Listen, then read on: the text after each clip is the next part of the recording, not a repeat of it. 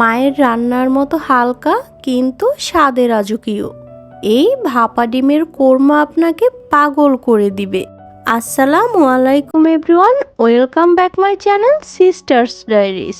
আজকে আপনাদের সাথে শেয়ার করব খুবই অল্প উপকরণে মজাদার স্বাদের ভাপা ডিমের কোরমা। চলুন তাহলে শুরু করা যাক। প্রথমেই এখানে একটা মিক্সিং বোল নিয়ে নিয়েছি। এবার এর মধ্যে দিয়ে দেব 4টা ডিম। ডিমের জন্য পরিমাণ মতো লবণ দিয়ে দেব। এবার ডিমগুলোকে ভালো করে ফেটিয়ে নেব।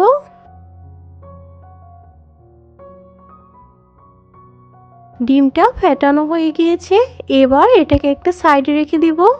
এখানে একটা রাউন্ড শেপের মোল্ড নিয়ে নিয়েছি। এবার ফেটানো ডিমটা মোল্ডের মধ্যে ঢেলে নিব। এ পর্যায়ে ডিমটা ভাপে দেওয়ার জন্য একদম রেডি হয়ে গেছে। চুলায় একটা কড়াই বসিয়ে তার মধ্যে কিছুটা পানি দিয়ে একটা স্টিলের স্ট্যান্ড বসিয়ে নিয়েছি। এবার ডিমের মোল্ডটা স্ট্যান্ডের উপরে বসিয়ে দেব। ঢাকনা দিয়ে ঢেকে এটাকে 15 থেকে 20 মিনিট পর্যন্ত ভাপিয়ে নেব। 20 মিনিট পরে ফিরে আসলাম। এবার ঢাকনাটা তুলে একটা টুথপিক দিয়ে ডিমটাকে চেক করে নিব।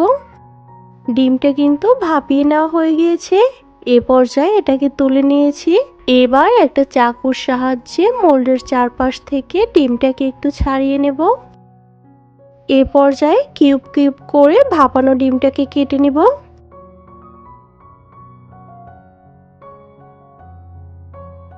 ডিমগুলোকে একটা বাটিতে তুলে নিয়েছি। এবার চুলায় একটা প্যান বসিয়ে তার মধ্যে কিছুটা রান্নার তেল দিয়ে দিলাম আর দিয়ে দিচ্ছি 1 চা চামচ ঘি।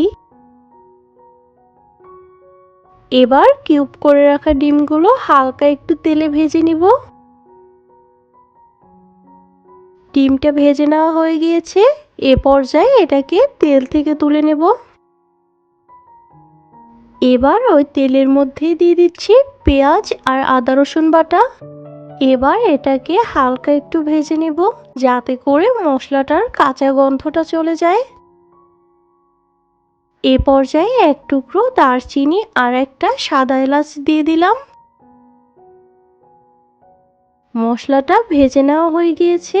এবার সামান্য একটু পানি দিয়ে দিচ্ছি।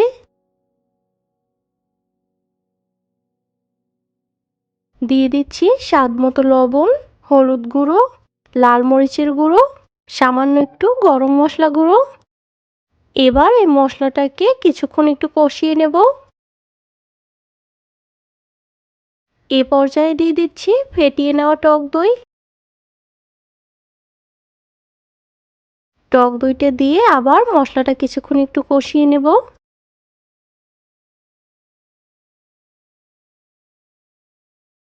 সম্পূর্ণ পানিটা টেনে মশলা থেকে যখন তেলটা ছেড়ে দিবে, ওই পর্যায়ে ভেজে রাখা ডিমগুলো মশলার মধ্যে দিয়ে দেব।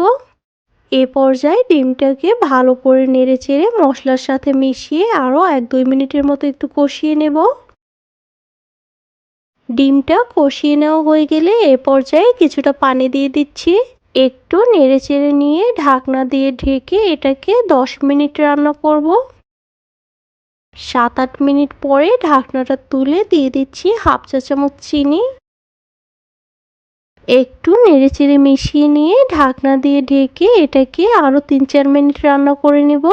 4 মিনিট পরে ফিরে আসলাম।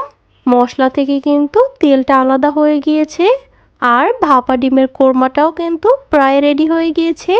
একটু নেড়েচেড়ে নিয়ে দিয়ে দিচ্ছি ধনিয়া পাতা কুচি আর দিয়ে দিচ্ছি 1 চা চামচ ঘি। এবার ঢাকনা দিয়ে ঢেকে এটাকে আরও 1-2 মিনিটের মতো একটু দমে রেখে দিব। 1-2 মিনিট পরে একটু নেড়েচেড়ে নিয়ে এটাকে পরিবেশন করতে পারবেন রুটি, পরোটা, সাদা পোলাও কিংবা সাদা ভাতের সাথে।